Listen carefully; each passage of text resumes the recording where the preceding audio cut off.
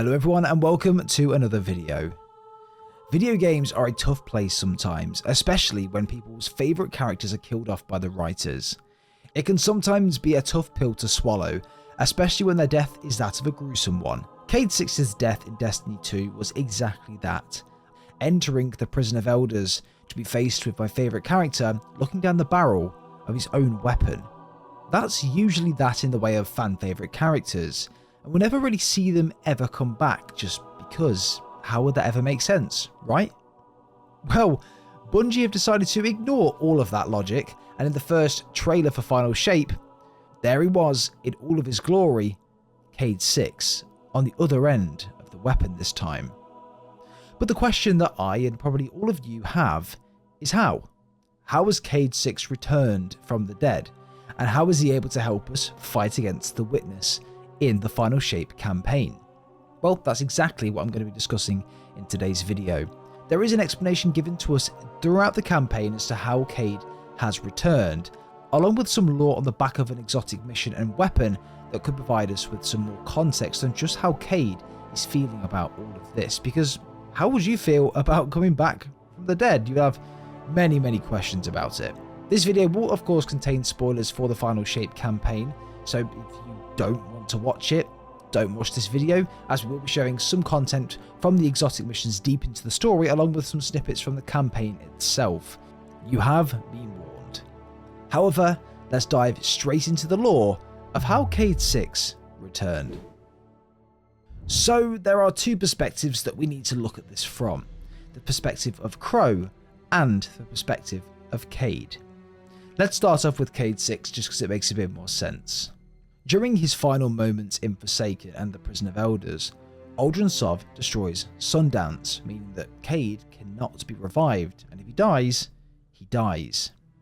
He then finishes Cayde off whilst he was on the ground, still joking around as we expected him to, and from that point onwards, Cayde was no more. However, from Cayde's perspective, this is exactly what he remembers and what happened to him to get him to this point inside the Traveller. Take a look at this. Well, where to even start? I died. You probably remember that. Not great. Partly my fault. Lesson learned. Let's not dwell. And after that, nothing. But not a bad nothing. A peaceful nothing. I think I felt her there too. My ghost. Sundance. She was part of me. Or I was part of her. Like we were two cards shuffled back into our deck, whole again. And then there was, well, there was pain. Separation, something pulling me out. I woke up here in this body alone. No ghost, no way to use the light. And what could make this traumatic experience better than finding my killer waiting for me? But we talked it out because we're adults. He seems nicer these days. Yeah, pretty low bar, I'll admit. Because we got bigger problems. Bigger, weirder problems. Crow said this was all inside the Traveller, but I already knew.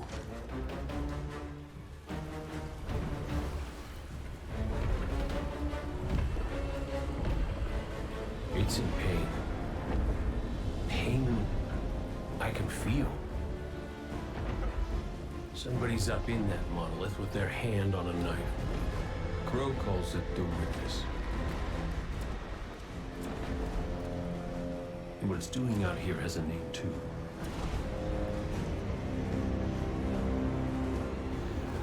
The Final Shape. It's the end of everything.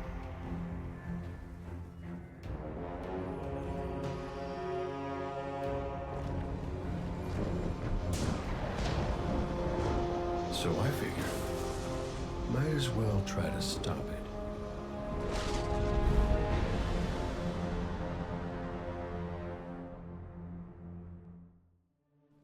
So, just to recap what we've just seen. When Cayde died, that was it. No way back. He and Sundance were morphed into one. They felt each other's presence, they felt each other's light, and they were at peace together and they were one. Until something pulled Cayde out of this place he was in, leaving Sundance behind, and then when Cayde woke up, he was inside the Traveller, with what he thought was Aldrin Sov in front of him, not knowing of course that it was Crow, and that he was a light bearer. If Crow's ghost didn't appear, well, Cayde's finger may have very well pulled the trigger. Cayde, however, was different this time. Before, he was the Hunter Vanguard, a light bearer and could wield the light via his ghost Sundance. Cayde, however, doesn't have a ghost anymore, but he can feel the light inside of him. Something pulled him out of that place that he was in, something that's given Cayde the power of feeling and being one with the light without the need of a ghost to do that. He, however, can no longer access his past abilities, his special ability or whatever it might be, or things that he was once able to do as being a ghost light bearer, but he's alive, and he doesn't even know how or why. But there's another huge part to this story, and that is the perspective of Crow. When Riven granted the wish of access to the Traveller away inside, Crow found himself being shot at when he got in there, and of course that was Cayde-6. They had their pillow fight and their little bit of a reunion and chat, and then talked it out and became friends. Cayde knew that Crow was not Aldrin. As soon as that ghost appeared, it was a whole different ballgame. That's where Cayde decided he would help defeat the Witness. Cayde that evening, however, around a campfire, would continue to ponder this whole situation. The man that killed him all that time ago was literally sat there asleep right in front of him, the man responsible for the death of him and his ghost Sundance, the causer of all the pain and anguish across the Vanguard, right there. Through an exotic quest to obtain the Still Hunt sniper rifle, we get an insight into the first night the two shared together. Take a listen to this. There are too many ways to kill someone who needs killing. Cayde-6 spends the first night of his rebirth staring at the man who murdered him. The prince he once knew as Aldrin lies with his back to Cayde, head on his arm, cushioned by soft grass. Under a sky without stars, granite boulders are scattered like vast marbles. Nestled along the tall prairie grasses, a safe, silent valley born in the moment of their arrival. Time had grown oily without the familiar cycles of Earth, and after hours and half conversations and stunted questions, the other man had excused himself to rest. Aldrin sleeps soundly, vulnerable. Cayde leans back against a boulder, arms crossed in the half shadow of the fire between them. An impulse curls through him, dark and wild. It would only take a moment. He could put a shot straight through the ghost's shell, then improvise a garrote with a handful of prairie grass and strangle the man whilst looking him dead in the eye. Or crush the ghost with his hands to stand tall and powerful over the sleeping figure and relive his own death from his killer's perspective. Better yet, he could capture the ghost, set the man free, and hunt him in furious pursuit. Whilst Cayde was in this daydream of thought, he looks up and flinches as he sees the murderer's ghost hovering in place, watching his every move, illuminated by the flickering coals of a dying fire. A motionless, protective stance. Cayde narrows his eyes. His hand slowly moves to his gun. Ghost and Exo stare through one another. The man beneath the ghost stirs, but does not wake. Then, in a fluid motion, the ghost glides past his guardian's cheek, silently approaching Cayde. It draws closer. "I'm sorry about Sundance," whispers the ghost. Cayde stills at her name. His hands and his gaze drops to the ground, pinned there now by a heavy shame. Thanks is all Cayde can muster. He looks at the sleeping man nestled on the grass of the inside of a god and sees nothing of Aldrin. Crow, Cayde reminds himself. That's Crow. I mean, from Cayde's perspective, this is a difficult pill to swallow.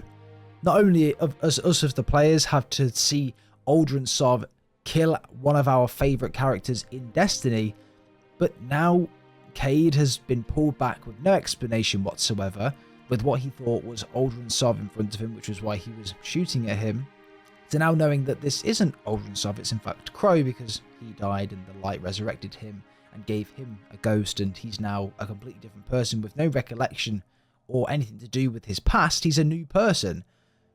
But that person still looks and embodies what killed Cayde back then in the Prison of Elders, which is Aldrin Sov. It's a difficult thing for Cayde to get around as well, and the fact that Aldrin killed Sundance as well, destroyed her.